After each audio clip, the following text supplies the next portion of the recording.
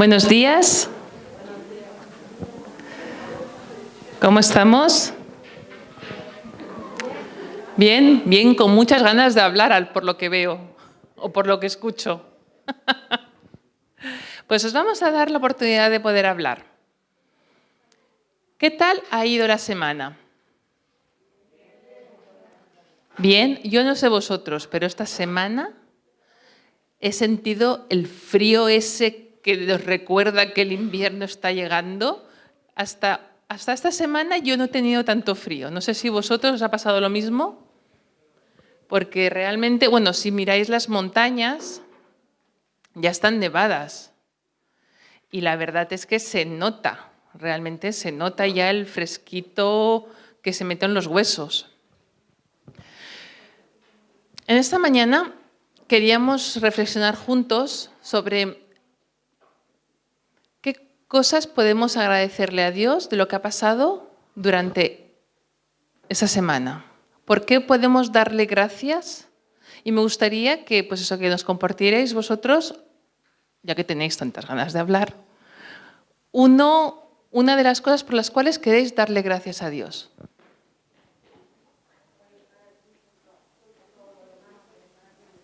A ver, venga, vamos a ponerte el micrófono y así nos lo compartes. Buenos días, hermanos. Por estar aquí en la iglesia junto a todos los hermanos. Por estar aquí en este momento, gracias. ¿Algo más? ¿Alguien más se anima? Perdón, hay que acercarnos por la luz. Okay. Un motivo de agradecimiento. No hace falta... Por la vida. Eso no hace falta que sea esta semana, eso es siempre, ¿verdad? Por la vida, gracias.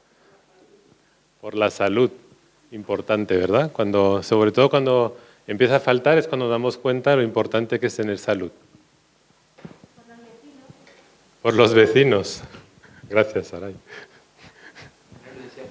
No lo decía por mí.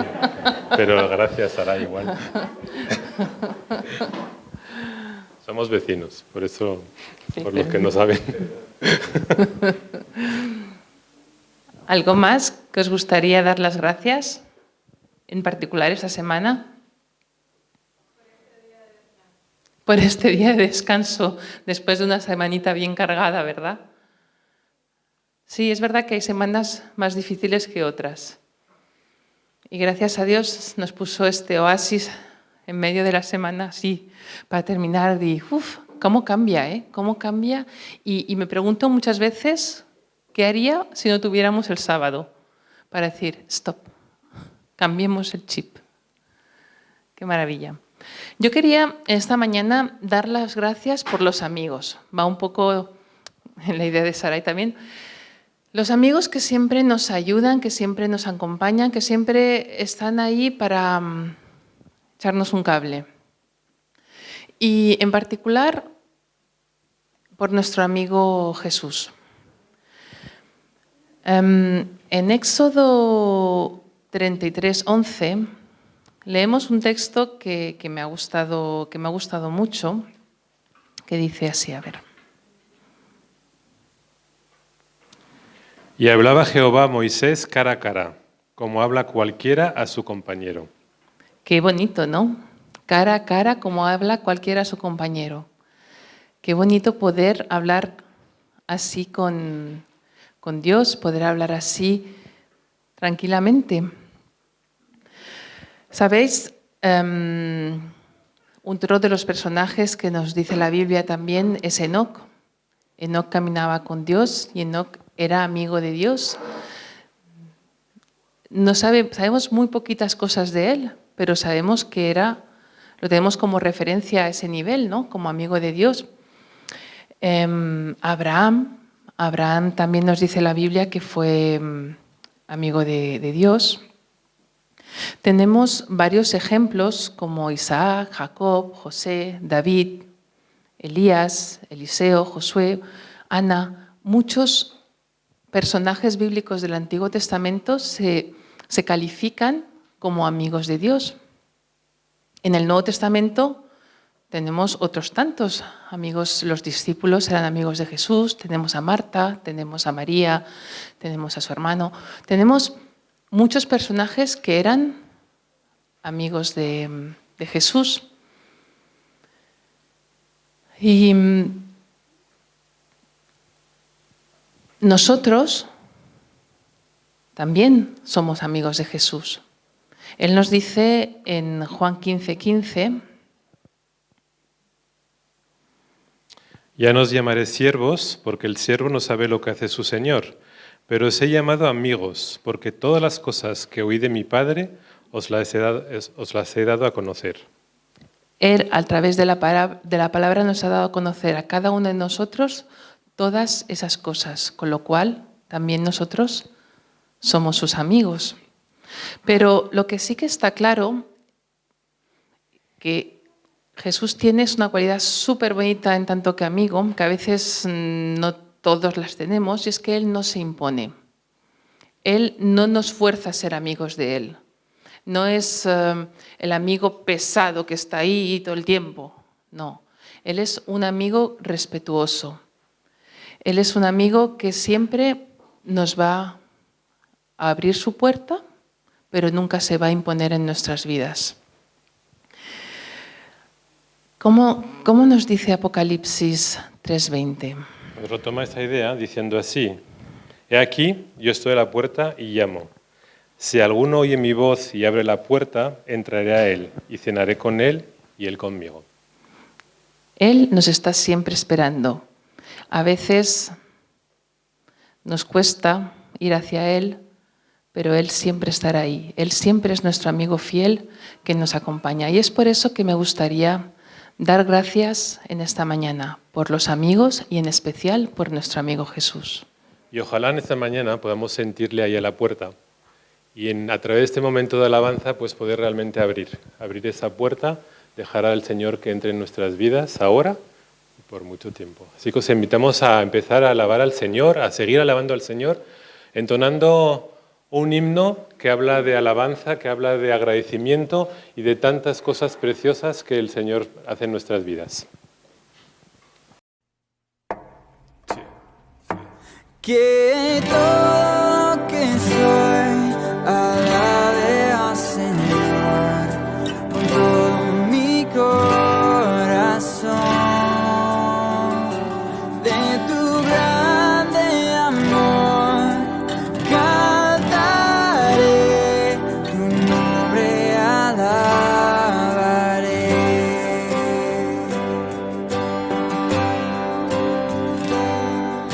Sale el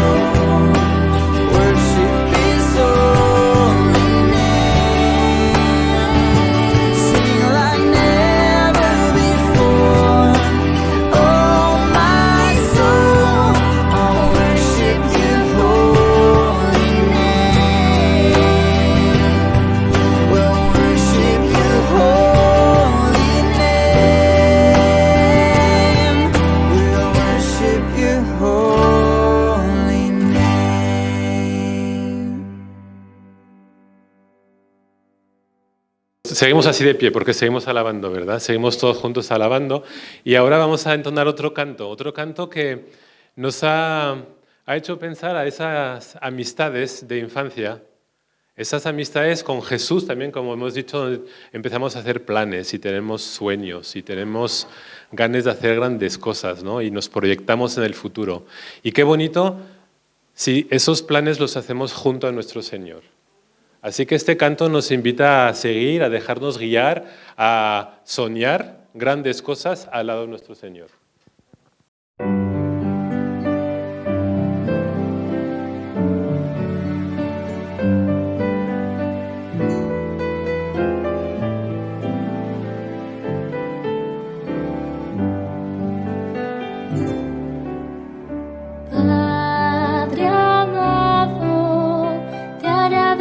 Por tus planes, grandes sueños tienes para mí. Tú me guías por las sendas de esta vida, a tu lado nada faltará. Yo te amo más que a todo. Si estoy débil, tú eres fuerte y a mi lado estás. Te agradezco, Padre amado, porque unes nuestras vidas a tu corazón.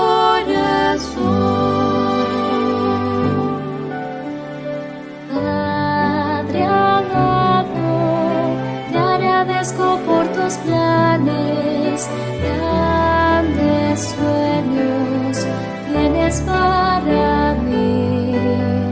Tú me guías por las sendas de esa vida, a tu lado nada faltará. Yo te amo más que a todo.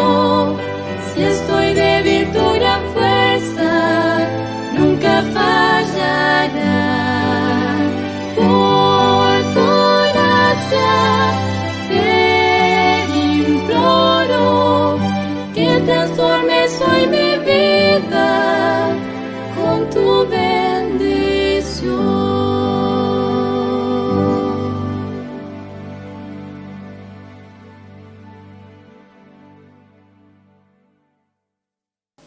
Y seguimos alabando con otro canto que nos invita a conocer más a nuestro amigo Jesús, ese Dios que hace milagros, que es fiel, que cumple promesas y que es la luz de nuestra vida.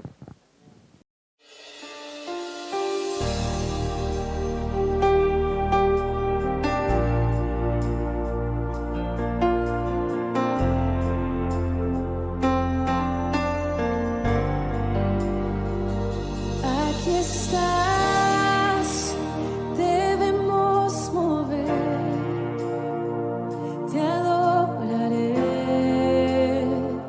te adoraré. Aquí estás, obrando en mí, te adoraré, te adoraré. Aquí estás, debemos mover, te adoraré, te adoraré. Aquí estás, obrando en mí, te adoraré, te adoraré. Te llamamos milagroso, abres camino, cumples promesas, luz en tinieblas, mi Dios, así eres tú. Milagroso, abres camino, cumples promesas, luz en tinieblas, mi Dios, así eres tú.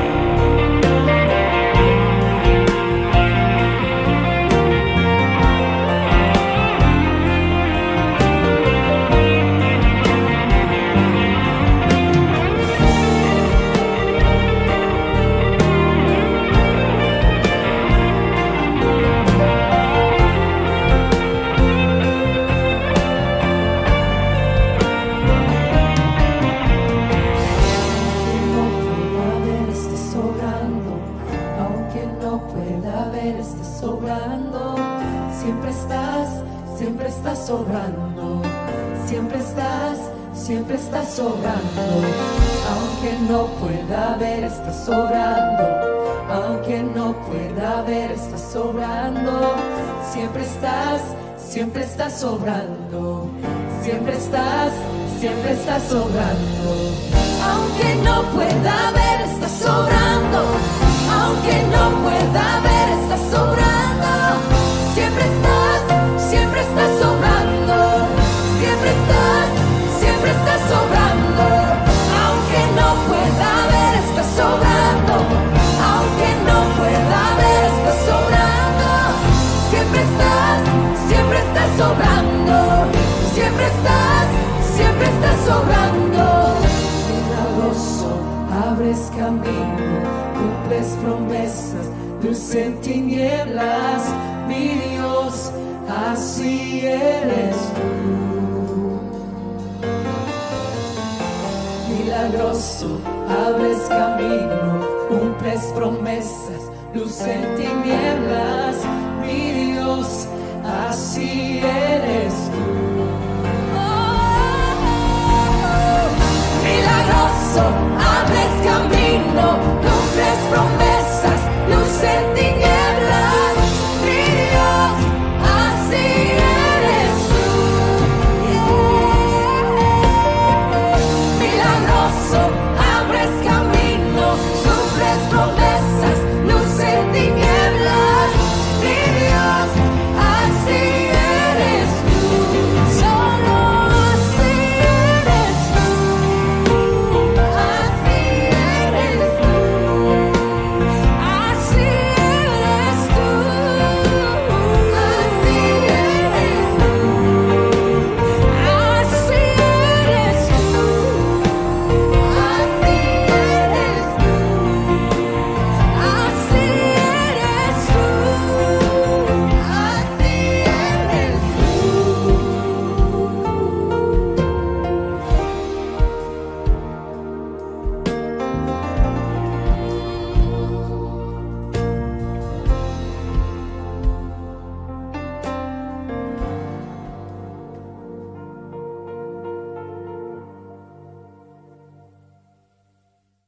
Padre, que estás en los cielos, Señor, que también estás aquí entre nosotros en esta mañana, queremos pedirte que toques nuestro corazón de manera especial, que podamos sentir que estás a nuestro lado, que podamos atrevernos a hacer planes, a tener sueños junto a ti, Señor, y confiar. Señor, que podamos abrir la puerta, que podamos dejar entrarte en nuestras vidas y entonces se cumplirán cambios, milagros. Señor, que te entregamos nuestros enfermos, la gente que queremos, que sabemos que necesita de manera especial de ti, la gente que quizá está lejos o se siente desanimada, que tú les toques, Señor, y que podamos todos juntos seguir alabándote. Te pido todo eso en el nombre de Jesús. Amén.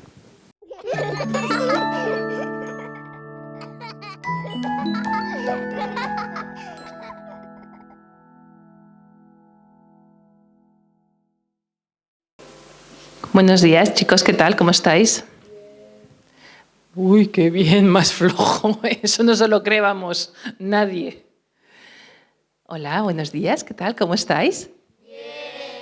Bueno, es un poquito más energético. Me parece que no habéis desayunado mucho esta mañana. En fin, os voy a poner un vídeo de un perrito. Y después hablamos, ¿vale? Por ahora, escuchar y mirar un poquito este vídeo.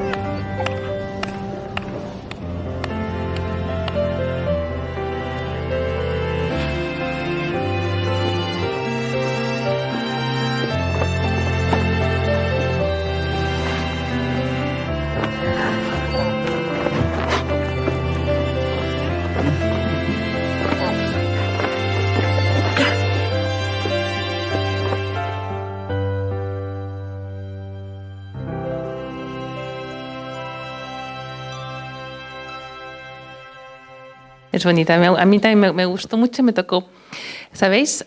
Dicen que el perro es el mejor amigo del hombre. Pero, continuando con la idea que teníamos hoy de la amistad, de un amigo especial, nosotros también podemos ser amigos especiales. Nosotros también podemos ayudar a los demás de diferentes maneras. En este caso, el perrito ayudaba a la persona que no podía ver.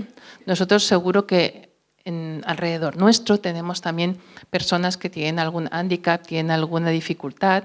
El otro día estaba en el tren y también había una persona que no podía ver bien y todos le ayudaron ahí para bajar las escaleras y acompañarlo. Y yo creo que eso puede hacer nosotros mejores personas cuando tenemos al lado a alguien a quien le podemos siempre ayudar. A veces, pues sí, hay personas que no ven bien o que no oyen o que no pueden caminar bien, pero después también hay compañeros en clase que a lo mejor no pueden leer bien o que no entienden alguna tarea. Nosotros podemos ayudarles en todo momento y eso hace de nosotros buenos amigos. En esta mañana también quería agradeceros porque sé que muchos de vosotros habéis preparado cajas. ¿Cajas para quién son estas cajas? ¿Os acordáis? A ver. Para los niños que no tienen ropa. Por ejemplo, pero son sobre todo niños huérfanos, ¿verdad? Que no tienen papá y que no tienen mamá y que están pues en un centro diferente. Y nosotros con estas cajitas podemos ayudarles también a tener un momento de alegría, de ver que otros niños y otras personas piensan en ellos.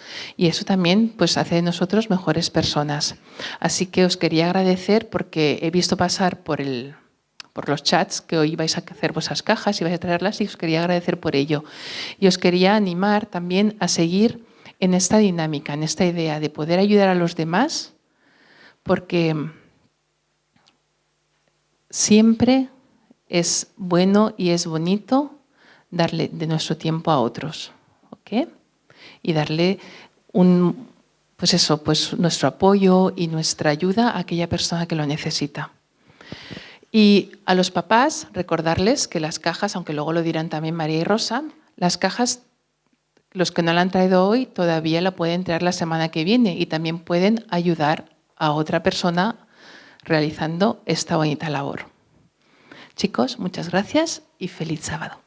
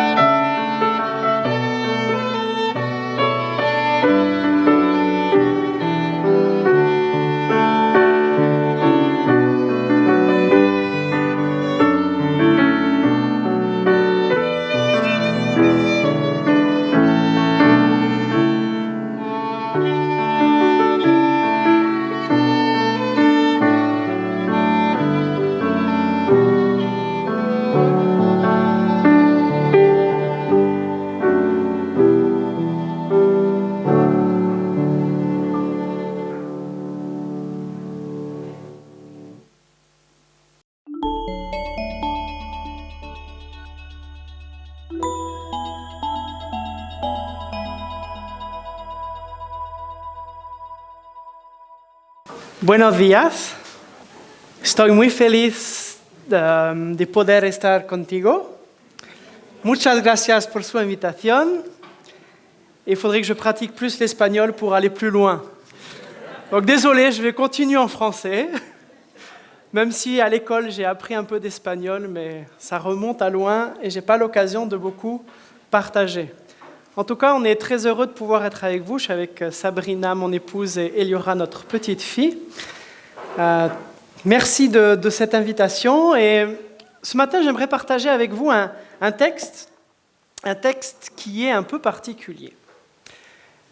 Mais peut-être ça pourrait être bien qu'on puisse le lire en espagnol. Alors, est-ce que j'ose demander à quelqu'un s'il serait d'accord de pouvoir venir nous lire l'Évangile de Marc? C'est le texte qui est marqué ici, l'Évangile de Marc, au chapitre 5, les versets 1 à 20. C'est un texte un peu long, un peu particulier, vous allez voir, et c'est peut-être mieux que vous l'écoutiez en espagnol que moi qui vous le lis en français. D'ailleurs, si je parle trop vite, faites-moi des signes pour que je ralentisse, pour que vous puissiez bien me comprendre, il n'y a pas de souci. Marcos 5, del 1 al 20. El título dice El endemoniado gadareno. Vinieron al otro lado del mar a la región de los Gadarenos, y cuando salió él de la barca, enseguida vino a su encuentro de los sepulcros un hombre con un espíritu inmundo, que tenía su morada en los sepulcros, y nadie podía atarle ni aún con cadenas, porque muchas veces había sido atado con grillos y cadenas, mas las cadenas habían sido hechas pedazos por él, y desmenuzados los grillos, y nadie le podía dominar. Y siempre, de día y de noche, andaba dando voces en los montes y en los sepulcros, e hiriéndose con piedras. Cuando vio, pues, a Jesús de lejos, corrió y se arrodilló ante él, y clamando a gran voz dijo: ¿Qué tienes conmigo, Jesús, Hijo del Dios Altísimo? Te conjuro por Dios que no me atormentes. Porque le decía: sal de este hombre, espíritu inmundo. Y le preguntó: ¿cómo te llamas? Y respondió diciendo: Legión me llamo, porque somos muchos. Y le rogaba mucho que no los enviase fuera de aquella región. Estaba allí cerca del monte un gran hato de cerdos paciendo, y le rogaron todos los demonios diciendo: envíanos a los cerdos para que entremos en ellos. Y luego Jesús les dio permiso. Y saliendo aquellos espíritus inmundos, entraron en los cerdos, los cuales eran como 2000. Y el hato se precipitó en el mar por un despeñadero, y en el mar se ahogaron. Y los que apacentaban los cerdos huyeron y dieron aviso en la ciudad y en los campos, y salieron a ver qué era aquello que había sucedido. Vienen a Jesús y ven al que había sido atormentado del demonio y que había tenido la legión sentado, vestido y en su juicio cabal, y tuvieron miedo. Y les contaron los que habían visto cómo le había acontecido al que había tenido el demonio y lo de los cerdos. Y comenzaron a rogarle que se fuera de sus contornos. Al entrar él en la barca, el que había estado endemoniado le rogaba que le dejase estar con él. Mas Jesús no se lo permitió, sino que le dijo: vete a tu casa, a los tuyos, y cuéntales cuán grandes cosas el Señor ha hecho contigo y cómo ha tenido misericordia de ti. Y se fue, y comenzó a publicar en Decápolis cuán grandes cosas había hecho Jesús con él, y todos se maravillaban. Merci beaucoup. C'était un texte un peu long, mais un texte qui est toujours un peu particulier. Déjà, il commence dans un lieu qui est assez spécial. Dans le village où j'ai grandi, à côté de l'école primaire, on avait un terrain de foot et juste à côté, il y avait un cimetière. Et quand c'était le soir, l'hiver, qu'il faisait nuit, on se lançait toujours ce challenge de « t'es cap ou t'es pas cap d'aller dans le cimetière ?» De traverser le cimetière. Vous avez déjà joué à ce jeu tout petit ? Ça fait peur. On n'est pas à l'aise dans un cimetière. On évite d'y passer trop longtemps. En tout cas, on n'ira jamais y vivre dedans. Et là, on a un texte où un homme vit dans un cimetière. Ça nous laisse déjà un petit peu un indice sur la situation de cet homme. Cet homme doit vivre quelque chose d'extrêmement terrifiant ou est dans une situation désespérée. Peut-être une première interrogation aussi qui nous est lancée. Cet homme avait pour compagnon des morts. Et peut-être était-il mort à ce moment-là intérieurement. Qui sont nos compagnons de route ? Qui sont ceux qui sont autour de nous ? Est-ce que nous sommes vivants et entourés de vivants ? Cet homme vit une situation hors norme, une situation à laquelle on n'est pas habitué. Et du coup, la solution que son entourage avait trouvée, c'était une solution assez simple. On enchaîne. On met des chaînes, on enferme, on met de côté. Il nous dérange. On ne comprend pas trop ce qu'il a, alors du coup, on va l'empêcher de nous déranger. On va le mettre là-bas en haut, et comme ça, il ne va pas trop nous embêter. Bien sûr, il brisait ses chaînes, et cette solution ne marchait pas. Mais parfois aussi, c'est la solution, ou la seule solution qui nous vient à l'esprit ou qu'on trouve quand des gens ne sont pas tout à fait comme nous, ne pensent pas tout à fait comme nous, sont un petit peu à part. Alors bien sûr, on ne met pas des chaînes comme on a mis à cet homme, mais dans l'histoire, malheureusement, l'humanité l'a fait, a mis des chaînes. Nous, parfois, on met des chaînes, mais des chaînes, on empêche de parler, on met de côté, on discrédite, on ne veut pas écouter. C'est tout autant de chaînes, parfois, qu'on met à ceux qui sont autour de nous et qui, parfois, peuvent nous déranger ou peuvent ne pas être comme tout le monde. Mais c'est vrai quand même, nous, à cette époque-là, dans cette situation-là, je crois qu'on aurait peut-être fait la même chose. Comment Comment faire face à quelqu'un qui est possédé par une légion? On ne sait pas. Il n'y a que le Christ qui a d'ailleurs pu faire quelque chose pour lui. Vous savez, une légion pouvait aller jusqu'à 6000 soldats dans l'Empire romain. Alors pour certains, on pense plutôt autour de 2000 par rapport au nombre de cochons. Comment peut-il en arriver à une situation pareille? Alors vous savez qu'est-ce qu'était la réponse de l'époque? Pour quelqu'un qui était malade, pour quelqu'un qui était possédé, pour quelqu'un qui était handicapé. La réponse de l'époque, c'était « il a mérité ». Enfin, lui ou ses parents ont fait quelque chose. C'est obligé, on ne peut pas arriver du jour au lendemain comme ça, 2000 esprits impurs qui sont... Il l'a mérité, il a fait une erreur, maintenant il assume les conséquences. Donc s'il assume les conséquences, ma foi, moi, je n'ai pas besoin de faire grand-chose pour lui. Ça n'est pas très loin du système catholique, hein. Il doit expier ses péchés avant de pouvoir enfin... Et c'est souvent parfois notre manière aussi de s'interroger face aux situations de vie qu'on croise autour de nous. Comment il a pu en arriver là? Oh, il a vraiment cherché. Ou alors il l'a vraiment choisi, il l'a vraiment décidé. Et je crois que beaucoup de situations de vie ne se décident pas du jour au lendemain. On ne se lève pas un beau matin en se disant « 2000 esprits impurs vont venir à l'intérieur de moi ». Souvent, ce sont des choix, l'un après l'autre. Des compromis, des décisions de vie qui nous entraînent dans une situation où on n'arrive plus à se sortir. Personne ne se lève en disant ce matin, tel et tel commandement, je vais pas les respecter, et puis on y va. Vous savez, il y en a qui ont fait une expérience assez horrible d'une grenouille. Je ne sais pas si vous connaissez cette expérience. Si vous mettez une grenouille dans de l'eau bouillante, elle sort automatiquement de l'eau, elle a un réflexe qui fait qu'elle saute hors de l'eau pour ne pas mouillir et bouillanter. Si vous mettez cette même grenouille dans de l'eau à température ambiante et que vous la faites chauffer doucement, elle aura plus ce réflexe-là et elle finira par mourir et bouillanter. Mais c'est la même chose dans nos vies. Le mal, il ne vient pas d'un coup. Forcément, face à certaines situations, on se dit non, moi jamais. Mais parfois, c'est petit à petit que l'on est pris dans des choix, dans des compromis, des choses qui nous sont imposées et qu'on se retrouve dans une situation où on n'arrive plus à s'en sortir. Et je crois que cet homme, c'est la situation dans laquelle il était. On ne connaît pas son passé, mais il a dû se faire attraper et maintenant, il n'est plus capable de se sortir de sa situation. Donc dans ce récit, on a 2000 esprits contre un, Jésus qui vient voir cet homme. Et je suis toujours impressionné par le rapport de force. Vous avez remarqué comment ça se passe? Les mots qui sont utilisés, les expressions. Ne me tourmente pas. Je t'en conjure. Il le suppliait. C'est assez intéressant parce que vous savez, dans la Bible, on nous parle, on nous dit qu'il y a une guerre qui est dans le ciel. C'est Paul qui nous en parle notamment. Là, on a envie de dire, c'est presque plus une guerre. Quand on voit la toute-puissance du Christ, quand on voit combien il est fort, et je pense que c'est important de se rappeler, c'est sûr qu'il ne faut pas oublier l'action du mal et de l'adversaire aujourd'hui dans ce monde, mais il ne faut pas oublier la toute-puissance du Christ. Ils ne peuvent rien faire face à lui. Ils le supplient.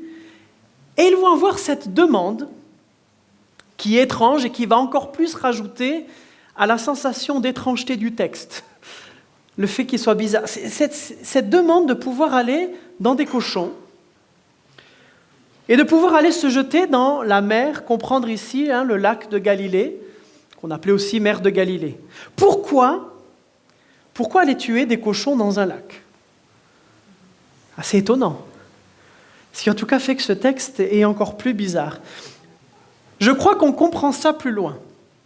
Pourquoi aller dans des cochons qui vont dans le lac? Si vous lisez l'Évangile de manière un peu continue et vous lisez les chapitres qui vont après le chapitre 5, au chapitre 6, on a l'épisode où Jésus va nourrir 5000 personnes. Puis Jésus va se présenter à ses disciples marchant sur les eaux. Là encore, une autre question. Alors vous dites peut-être, Pierrick, tu te poses un peu beaucoup de questions. Mais pourquoi Jésus s'est présenté à ses disciples en marchant sur les eaux? Jésus, ce n'est pas tellement quelqu'un qui était du genre à vouloir faire du spectacle, à vouloir se mettre en avant. Quand Jésus faisait un miracle, souvent, il y avait un sens bien précis, une signification. Pourquoi est-ce qu'il a voulu marcher sur les eaux? Pour montrer qu'il était capable de faire quelque chose d'extraordinaire? Ok. Pourquoi il n'a pas choisi de voler dans le ciel? Ou de faire autre chose d'extraordinaire? Pourquoi marcher sur les eaux? Est-ce qu'il n'y avait pas un sens plus profond? Vous vous rappelez, la mer symbolise quoi dans la pensée hébraïque, dans la culture de l'Israël ancien? La mer, c'est les gens, à Apocalypse, avec les bêtes qui... Oui? Le sang? Non? La mer, ça symbolise le mal. C'est le lieu d'habitation du mal. C'est sombre, obscur, on ne sait pas ce qui se passe. Le mal doit venir de là. Une bête qui va monter de la mer, on ne voit rien au fond de l'eau. C'est pour ça que d'ailleurs, dans Apocalypse 4, devant le trône de Dieu, il y a une mer de cristal, puisqu'on ne peut plus se cacher devant Dieu. Le mal ne peut plus exister, puis il ne peut plus se cacher. C'est pour ça que dans la Nouvelle Jérusalem, il n'y aura plus de nuit et il n'y aura plus de mer. Moi, ça m'a toujours embêté, ça, le fait qu'il n'y ait plus de mer dans la Nouvelle Jérusalem. J'ai grandi près de l'océan Atlantique, j'aime les vagues, j'aime l'océan, et le fait qu'il n'y ait plus de mer, mais ça m'a rassuré. Il y a un fleuve qui sort du trône de Dieu, donc l'eau doit bien aller quelque part. Mais le fait de dire qu'il n'y a plus de mer, c'est qu'il n'y aura plus de mal. Donc je crois que si Jésus s'est présenté à ses disciples marchant sur les eaux, c'était une manière de leur montrer aussi que le mal ne pouvait pas l'atteindre. Il était au-dessus du mal, il était plus fort que le mal. Et peut-être, on a là la raison pour laquelle ces cochons retournent dans le lac. Un peu, vous savez, l'adversaire s'est souvent joué de nos fausses croyances, des choses qui nous font peur, des choses qui nous animent, un peu comme pour se jouer de nos peurs, entretenir le folklore local, de pouvoir retourner là où les esprits impurs sont censés habiter, dans la mer. Et puis on arrive au versets 14 et 15. On va les relire ensemble. Marc 5. Les gardiens du troupeau s'enfuirent et allèrent le raconter dans le village et dans les campagnes. Les gens allèrent voir ce qui était arrivé. Ils vinrent vers Jésus et virent le démoniaque, celui qui avait eu la légion de démons. Cet homme était assis, habillé et dans son bon sens. Et ils furent saisis de frayeur. Quel changement radical! Cet homme qui était nu, cet homme qui se faisait mal, qui courait, qui bougeait, cette fois-ci assis, habillé, qui parle avec bon sens. Il a retrouvé toute sa dignité. C'est un être humain à nouveau. On peut entrer en interaction avec lui. On peut lui parler. Et là encore, moi j'ai une autre question, qui fait partie de mes questions toujours un peu bizarres. Où est-ce qu'ils ont trouvé l'habit? On ne nous dit pas qu'ils ont bougé. On ne nous dit pas qu'ils ont changé de lieu. Où est-ce qu'ils ont trouvé l'habit? Alors, je pense qu'il y a deux possibilités. La première, qui est une possibilité un peu glauque, c'est de prendre, c'est dans un cimetière, on va prendre sur un cadavre un habit et puis on le met sur cet homme, mais ce qui ne correspond pas tellement à la manière de faire de Jésus et ce qui serait assez sordide. La deuxième possibilité, c'est que vous savez, le juif du 1er siècle, il portait toujours une tunique et au-dessus de sa tunique, il y avait un manteau. Vous savez, ce bout de tissu qu'on met en plus sur les épaules qui couvrait. Mais, alors le texte ne le précise pas, mais j'aime à croire que Jésus ait pu prendre son manteau et pouvoir le mettre sur cet homme, le couvrir de son manteau, un peu comme ce symbole aussi d'être couvert par la grâce du Christ. Cet homme est à la fois, est maintenant habillé, c'est un être humain à nouveau, il a retrouvé toute sa position d'être humain. C'est une véritable guérison, il est enfin rétabli dans sa dignité. Plus besoin de chaînes, plus besoin d'avoir peur de lui, plus besoin de le mettre de côté. Il retrouve toute sa place. Forcément, cet homme guéri, il va avoir un souhait. On l'a au verset 18. Comme il montait dans la barque, celui qui était démoniaque le suppliait et voulait l'accompagner. Nous, on aura envie de dire, oui, vas-y, suis Jésus, apprends de lui. C'est la meilleure chose à faire dans une vie, de pouvoir suivre Jésus. Et pourtant, Jésus va lui répondre quelque chose de surprenant. Là où pour tous ses disciples, il disait « Venez, suis-moi », pour cet homme, il va lui dire autre chose. Il va lui dire non, il ne lui permit pas, et il lui dit « Va dans ta maison, vers les tiens, et raconte-leur tout ce que le Seigneur a fait pour toi, comment il a eu pitié de toi. Moi, je m'imagine à côté de Jésus en tant que disciple à ce moment-là, j'ai envie de dire, mais attends Jésus, tu l'envoies comme ça, sans préparation, sans formation. Les disciples, ils vont quand même passer 3 ans à suivre Jésus et encore, ils ne vont pas tout comprendre. Et lui, tu l'envoies simplement raconter l'histoire comme ça. Je crois que ça nous montre aussi que parfois, ça peut être bien de se préparer à certaines choses, d'être formé pour certaines choses, mais parfois, pour aller raconter son histoire, il faut ne pas avoir peur de se lancer et de se lancer dans cette mission qui est donnée. Et on a l'impression que l'histoire s'arrête là. On nous dit qu'il va raconter son histoire dans toute la Décapole au verset 20, puis on va plus tellement parler de cet homme-là dans la suite du récit. Et pourtant, je crois que l'histoire, elle ne s'arrête pas là. Je crois que cette histoire va continuer. Parce qu'au chapitre 5, vous remarquez dans le récit, les gens de la Décapole, qu'est-ce qu'ils demandent à Jésus ? Ils demandent à Jésus de partir. Jésus, tu nous déranges, tu es allé voir ce démoniaque qui dérangeait, tu l'as guéri, ça nous fait peur, on ne veut plus de toi, en plus de toi, à cause de toi, il y a 2000 cochons qui sont morts. Ça faisait quand même une grosse perte, hein. Même si c'était une zone où on ne mangeait pas de porc, les cochons servaient c'était la déchetterie de l'époque. Hein. Donc on lui demande de partir, on ne veut plus de lui, il dérange, Jésus part. Et quelques chapitres plus loin, au chapitre 7, verset 31 de l'évangile de Marc, Jésus va revenir dans la Décapole. Et vous savez ce qui se passe quand Jésus revient ? Fin du chapitre 7, chapitre 8. On va lui amener une personne pour être guérie. Et 4000 personnes vont écouter Jésus pendant 3 jours. Qu'est-ce qui s'est passé entre une région qui disait à Jésus « On ne veut plus de toi, pars, tu nous déranges » et quand Jésus revient, on lui amène une personne pour être guérie et ils sont prêts à rester 3 jours pour l'écouter. La seule réponse que le récit biblique nous donne, c'est une personne qui a raconté son histoire. Une personne qui va simplement dire ce que Dieu a fait pour lui, et une personne est guérie, et 4000 vont l'écouter pendant 3 jours. Quel impact! Quel impact pour quelqu'un qui ne partait pas gagnant, hein? Vous imaginez, moi j'aurais été à la place de cet homme, j'aurais dit « Attends Seigneur, moi je veux te suivre, déjà je suis plein de bonne volonté, et tu me dis « Non, tu ne me suis pas, tu ne me permets pas de te suivre, et tu me dis d'aller raconter mon histoire. » Parfois, ce n'est pas évident quand Dieu nous réoriente, hein? On a envie de le servir, on a envie de l'aider, et puis quand Dieu nous dit « Tu vas m'aider, c'est bien, mais tu vas m'aider là. » Parfois, on peut se vexer et dire « Puisque tu ne veux pas que je t'aide comme moi je veux, je ne t'aide pas. » On est parfois assez têtu. Hein. Je vous dis ça parce que moi, c'est des fois mes réactions premières. Je suis quelqu'un d'assez têtu. Faire confiance à Dieu quand il nous réoriente. Cet homme aurait pu se dire à Dieu « Puisque tu ne veux pas que je te suive, j'arrête. » Et non, il a fait confiance. Il est allé raconter son histoire. Il aurait pu aussi dire à Jésus « Comment tu veux que j'aille raconter mon histoire ? Tout le monde sait qui je suis.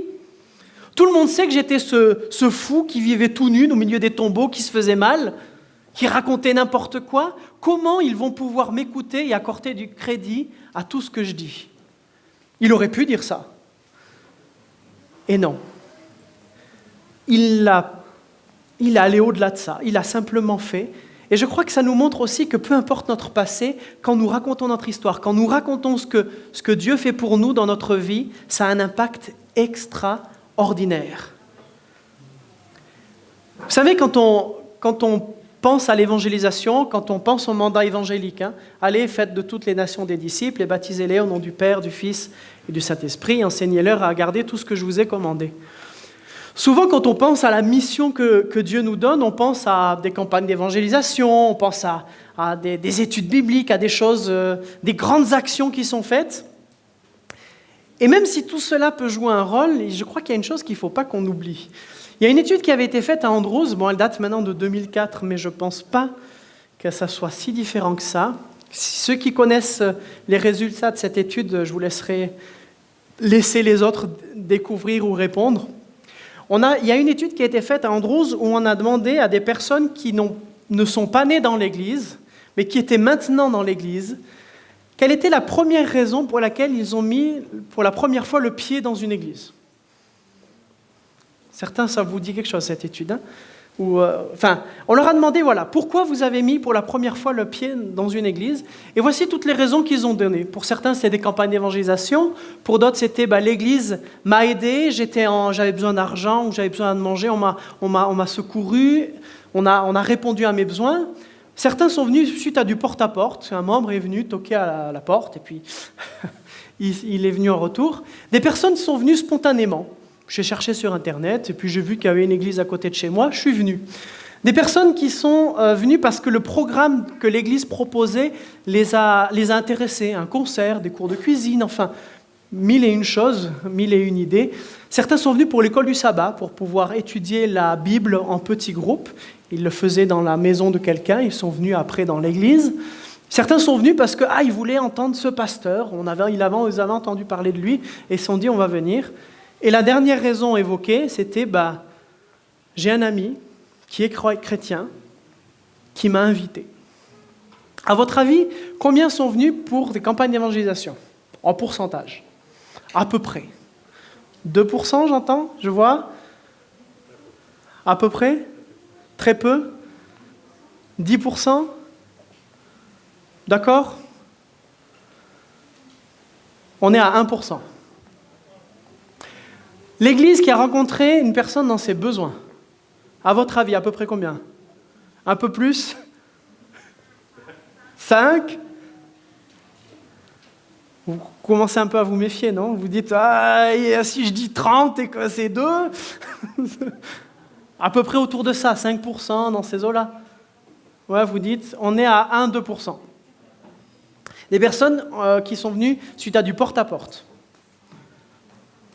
1, ouais, plus bas en tout cas, hein, ça a l'air 5, 1, 2, vous dites on est autour de ça de toute façon, visiblement plus ou moins. On est à 1-2%. Des personnes qui sont venues spontanément, c'est déjà arrivé, hein, enfin je pense qu'à vous aussi. 0%. 0,5, donc ça nous semble en tout cas plus bas. Eh bien, croyez-le ou non, c'était 2 à 3%. Il y avait plus de personnes qui étaient venues spontanément pour la première fois à l'église que de venir pour les raisons d'avant. Programme d'église, vous commencez à sentir le coup maintenant. On est autour de 3-4%, exactement. Des personnes qui sont venues pour l'école du sabbat pour pouvoir étudier la Bible en petits groupes. 4, 3, 5, 4-5%, effectivement. Pour un pasteur, quelqu'un qu'on a envie d'écouter, que soit connu, soit qu'on nous a recommandé, 5. On a 5-6%. Et donc, donc c'est des moyennes, hein, parce que forcément, certains, ils allaient dans plusieurs églises différentes. Et dans les amitiés relations, on est autour de 75-90%. De personnes pour qui ça a été l'élément qui a joué le facteur pour mettre la première fois le pied à l'église. Ça ne veut pas dire que tout ce qu'il y a avant n'a pas un rôle à jouer. Attention, hein. Bien sûr que dans l'accompagnement de la foi de quelqu'un, les choses qui sont avant auront un rôle à jouer. Mais ce n'est pas la raison première pour laquelle une personne mettra le pied à l'église. La raison première pour laquelle une personne mettra le pied pour la première fois dans une église, c'est grâce à ses amis, aux amitiés, aux relations. Parce qu'il connaît quelqu'un et il voit que dans sa vie, Dieu agit. Et il se dit, puisque ça agit dans sa vie, pourquoi pas dans la mienne? Je peux pas ne pas faire un lien avec les jeunes. Vous savez qu'il y avait cette étude, la dernière fois que j'étais venu, mais ça remonte à loin, je vous avais donné quelques résultats de Value Genesis. On attend de pouvoir refaire cette enquête. Ils refont tout le questionnaire, la division. Donc, Value Genesis, pour ceux qui ne se souviennent pas, c'était en 2006. Il y avait une enquête qui avait été faite par notre division où plusieurs milliers de jeunes de notre division, c'est un peu le sud de l'Europe, pour schématiser et résumer grandement. Mais il y avait plusieurs milliers de jeunes qui ont répondu à 250 questions, qui étaient assez longs. Et ça nous permettait de voir un peu comment ils vivent leur foi, qu'est-ce qui a influencé leur foi et où ils se voient plus tard. Enfin, ça nous permet de faire un peu un bilan. Et justement, on essaie de refaire, mais dans un format plus léger que 250 questions d'un coup, pour que notre division prévoit de faire un nouveau Value Genesis, ou peut-être qu'il changera de nom. Et je vais juste vous rappeler 2-3 résultats ici, puisqu'on parle de partager l'histoire, puisqu'on parle des amitiés, des relations. Vous vous rappelez le pourcentage de des enfants, donc nos jeunes adventistes de notre division d'Europe. Donc, on leur a posé la question, est-ce que vous avez déjà discuté de foi ou de sujets autour de la foi avec votre papa et votre maman ? 40% ont dit, j'ai jamais discuté de foi ou de sujets autour de la foi avec mon papa. Et 20% ont dit, jamais avec ma maman. J'ai jamais parlé de foi. Donc, c'est même pas vivre un temps de culte à la maison, j'ai même pas discuté autour de ça. Alors on pourrait se dire, oui, mais un jeune, il peut entendre ses parents qui partagent leur foi, qui parlent de leur foi. Ben, les chiffres sont à peu près les mêmes. Ils disent, moi, j'ai jamais entendu mon papa parler de foi, ou tout ce qui peut s'y rattacher à 37%. Et 15%, leur maman. Ce n'est pas les chiffres d'un autre pays, c'est les chiffres de nos jeunes, alors d'il y a quelques années maintenant, mais je crois que ça nous montre une tendance. On ne parle pas toujours de comment on a rencontré Dieu. Pourtant, il y a une question qu'un enfant posera toujours à un moment donné de sa vie à son papa ou sa maman. Vous savez, c'est quoi la question ? Comment tu as rencontré maman ? Comment tu as rencontré papa ? Ça s'est passé comment ? C'est qui a fait le premier le bisou ?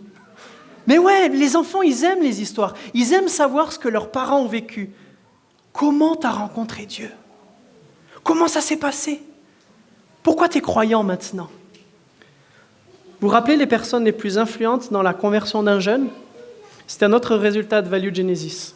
Juste, je vous le remontre d'un coup sans vous faire les questionnaires. Les personnes les plus influentes, c'est la maman, ensuite le papa, ensuite les grands-parents, ensuite les amis. Alors bien sûr, dans la vie de certaines personnes, ça sera un ordre différent, mais de manière générale, parmi nos jeunes, ils vont tous dire « la personne qui m'influence le plus dans ma foi, qui m'a le plus impacté, c'est ma maman, mon papa, mes grands-parents ». On oublie souvent le rôle des grands-parents. Les amis, puis les autres viennent après, les pasteurs, les responsables. On a forcément un rôle à jouer, mais qui n'est pas un rôle de première ligne. La première ligne, c'est la famille. Comment tu as rencontré Dieu ? Alors on pourrait dire, oui, mais moi, mon histoire, elle n'est pas extraordinaire. Je n'ai pas une histoire de conversion à l'apôtre Paul qui marche sur le chemin de Damas et d'un coup, Jésus apparaît et je suis converti. Au départ, j'ai toujours eu du mal à raconter mon histoire parce que je n'avais pas ces histoires extraordinaires. Vous savez, on a des témoignages, on voit des fois des vidéos qui nous sont partagées de gens qui ont vécu des choses extraordinaires avec Dieu, des conversions qui se sont faites à un instant. Et on se dit, mais moi, je ne vais pas raconter mon histoire. Parce que mon histoire, elle est à côté et elle est nulle. Moi, je me disais ça. Elle est nulle, mon histoire. Donc, je ne vais pas la raconter. Jusqu'au jour où j'ai compris déjà que la majorité des personnes qui sont croyants et qui sont à l'église n'ont pas eu des conversions à l'apôtre Paul. La majeure partie des croyants, ils ont des conversions qui ont pris du temps, qui se sont faites par étapes, qui ont été construites, qui ont duré.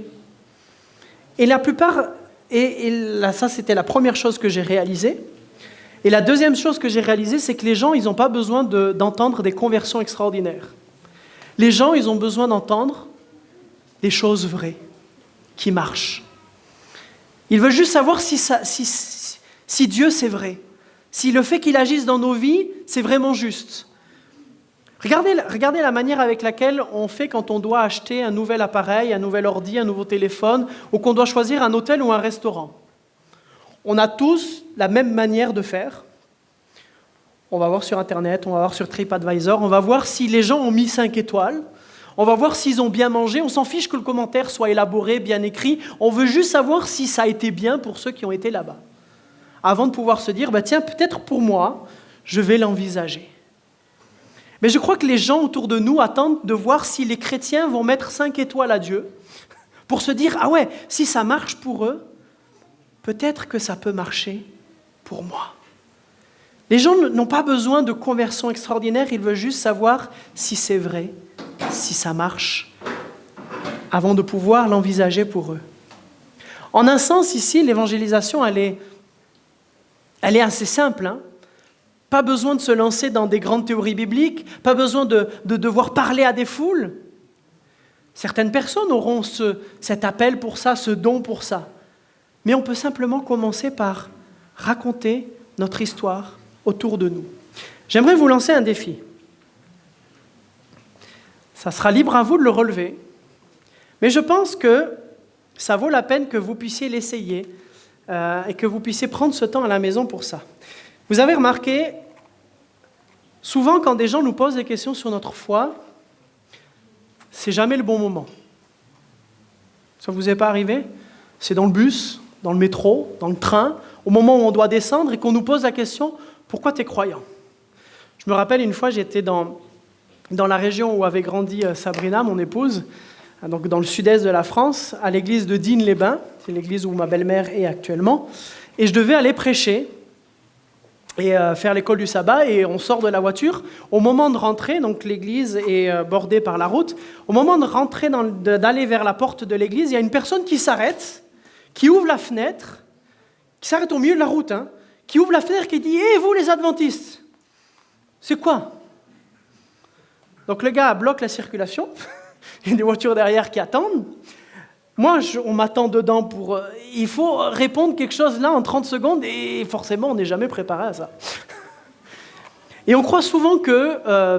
j'ai essayé de lui répondre quelques trucs, de baragouiner, de lui dire « mais si vous voulez, on peut en parler plus, etc. » Mais je me suis rendu compte d'une chose, on dit tout le temps « le Saint-Esprit va nous inspirer sur le moment ». Et c'est vrai, je suis persuadé que le Saint-Esprit est capable de nous inspirer de manière imprévue sur le moment quand on n'a pas préparé les choses.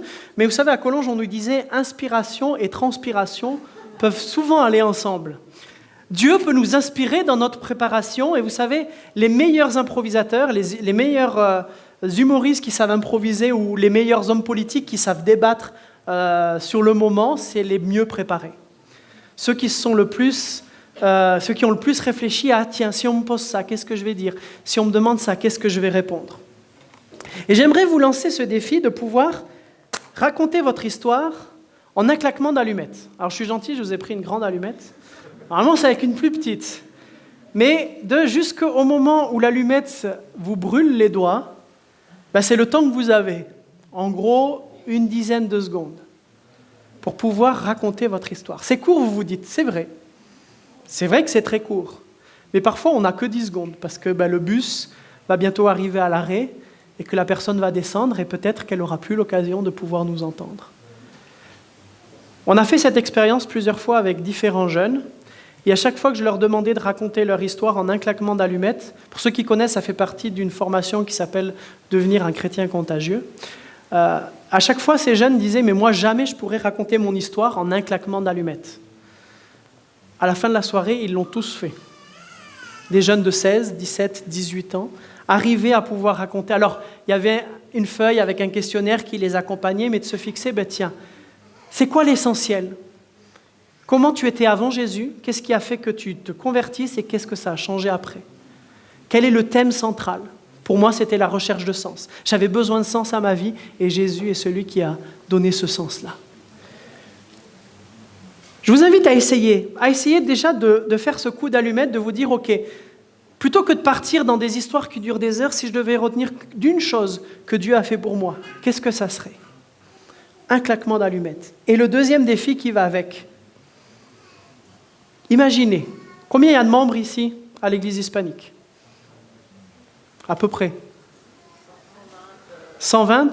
Donc si une personne a permis à 4000 personnes d'écouter Jésus, imaginez 120 personnes, 120 petites lumières, 120 étincelles qui vont allumer une autre lumière, puis une autre lumière, puis une autre lumière. Le deuxième défi, c'est au cours de cette année, donc année scolaire, de pouvoir raconter votre histoire à votre enfant, à vos petits-enfants, à votre neveu, votre nièce, à vos cousins, vos cousines, aux gens qui sont déjà autour de vous. Comment tu as rencontré Jésus? Va et raconte ton histoire. Je crois que ce que Jésus a demandé à ce démoniaque possédé est un appel qui nous lance, car il n'y a rien de plus puissant que le témoignage, pas extraordinaire, juste le témoignage vrai le partage de ce que nous vivons au quotidien. Que le Seigneur nous aide, nous donne la force, donne les mots. N'oubliez pas qu'inspiration et transpiration vont ensemble. Faites le petit challenge de l'allumette et que le Saint-Esprit vous guide et vous inspire. Et j'espère que vous arriverez à pouvoir raconter ce que vous vivez avec Dieu. Que le Seigneur vous bénisse. Amen.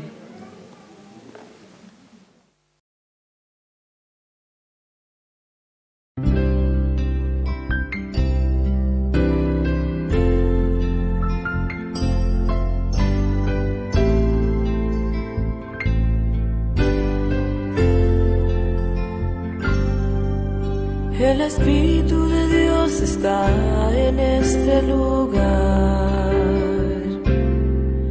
El Espíritu de Dios se mueve en este lugar. Está aquí para consolar, está aquí para liberar, está aquí para guiar. El Espíritu de Dios está aquí. El Espíritu de Dios está en este lugar. El Espíritu de Dios se mueve en este lugar. Está aquí para consolar, está aquí para liberar, está aquí para guiar. El Espíritu de Dios está aquí. Quédate en mí. Quédate en mí, toca mi mente, mi corazón, llena mi vida de tu amor. Quédate en mí, Santo Espíritu, quédate en mí. Quédate en mí, quédate en mí. Toca mi mente, mi corazón, llena mi vida de tu amor. Quédate en mí, Santo Espíritu, quédate en mí.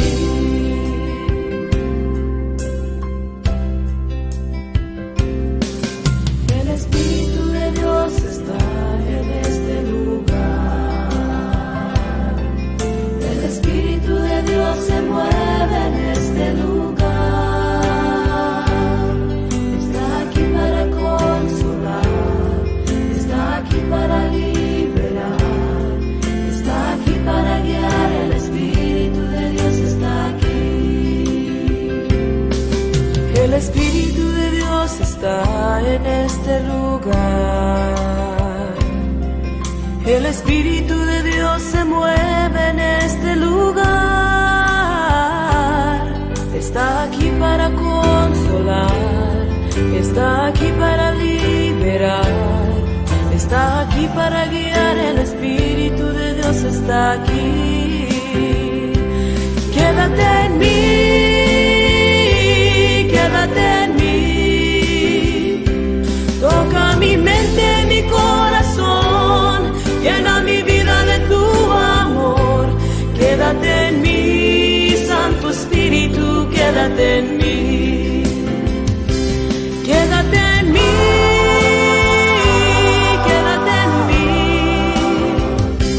Toca mi mente, mi corazón, llena mi vida de tu amor.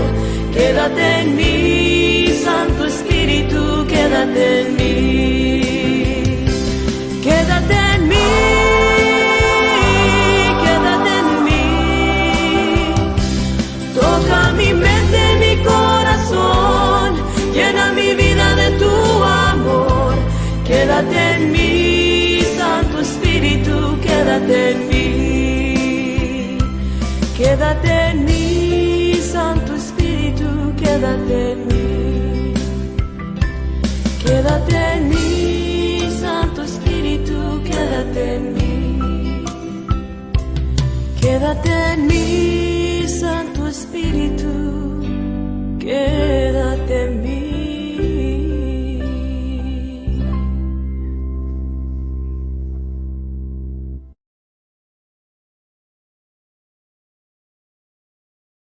Oui, Père, merci parce que tu es un Dieu vivant, un Dieu qui bouleverse nos vies, un Dieu qui agit, un Dieu qui nous fait grandir et qui nous transforme de jour en jour.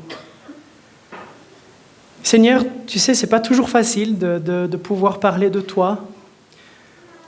On ne trouve pas toujours les mots, on croit qu'il faut pouvoir dire beaucoup ou pouvoir expliquer beaucoup. Accorde-nous ton Saint-Esprit pour que nous puissions aller raconter notre histoire autour de nous. Que nous puissions simplement partager que tu es un Dieu vivant, que c'est vrai tout ce qui est raconté dans cette parole, que tu transformes les vies et que nous puissions être ces témoins aussi d'une autre promesse, celle de cette vie éternelle. Que cette espérance puisse être aussi la force qui nous fasse avancer jour après jour, continue de nous accompagner, d'agir dans nos vies et continue de nous inspirer pour le partager. C'est ma prière au nom de Jésus. Amen.